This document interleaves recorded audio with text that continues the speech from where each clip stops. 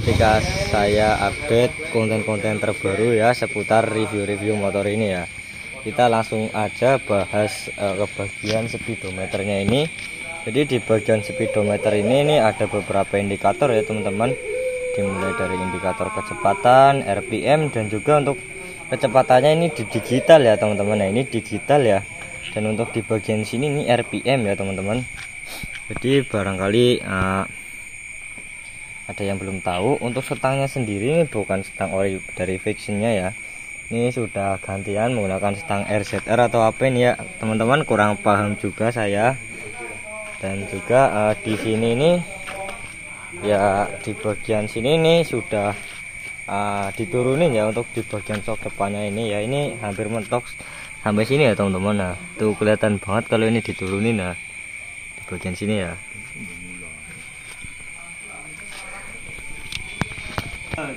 Nah untuk di bagian sininya ini ya juga bukan menggunakan velg orinya ya teman-teman, ini sudah diganti dengan velg jari-jari. Untuk mereknya ya saya kurang paham ya teman-teman, tetapi ini sudah gantian ya.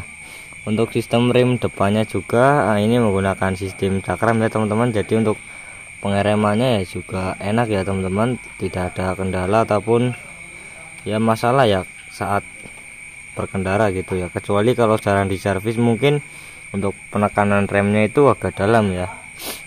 Nah kita belum bahas ke bagian lampunya. Untuk lampunya ini juga menggunakan LED ya teman-teman, jadi ketika di jalanan seperti malam hari seperti ini nih emang cerah ya cahayanya teman-teman, dan cahayanya bisa menerangi perjalanan kalian, dimana kalian bisa mengetahui dimana ada lubang atau jalanan yang rusak ya teman-teman, jadi kalian lebih waspada lagi.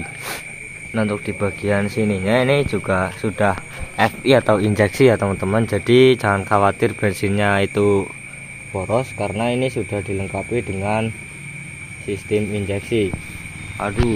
Jadi sudah dilengkapi dengan sistem injeksi ya.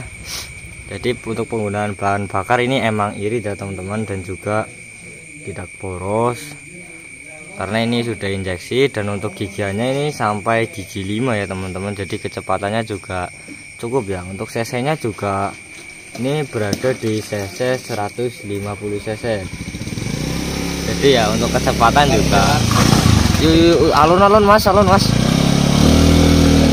jadi ya cukup kencang ya ketika kalian dibawa berkendara, jadi ya cukup kencang ya teman-teman. Nah kita bahas dari bagian belakangnya sendiri. Di sini juga untuk rem, untuk velgnya juga sama, ini sudah gantian ya, ini menggunakan sistem jari-jari. Dan juga di pengereman belakang ini menggunakan sistem cakram ya teman-teman, sama dengan di bagian rem depan. Nah untuk di bagian shocknya ini menggunakan sistem monoshock ya teman-teman, jadi ya bisa menahan dari segala guncangan ya. Intinya pas jalannya itu enggak enak, juga tetap nyaman saat kalian berkendara ya teman-teman. Nah, kurang lebih ya seperti ini aja ya. Oh ya, untuk di bagian belakangnya sendiri, untuk di bagian selebornya ini sudah dipotong-potong ya teman-teman dengan desainnya seperti ini. Dan di bagian platnya ini juga sama. Untuk di bagian riting ini enggak menyatu di sini, tetapi ini di bagian sini ya teman-teman. Nah jadi lebih keren aja ya teman-teman, seperti bodi belakang Ninja. Oke, mungkin seperti itu saja yang dapat saya bagikan. Sekian dari saya, assalamualaikum warahmatullahi wabarakatuh.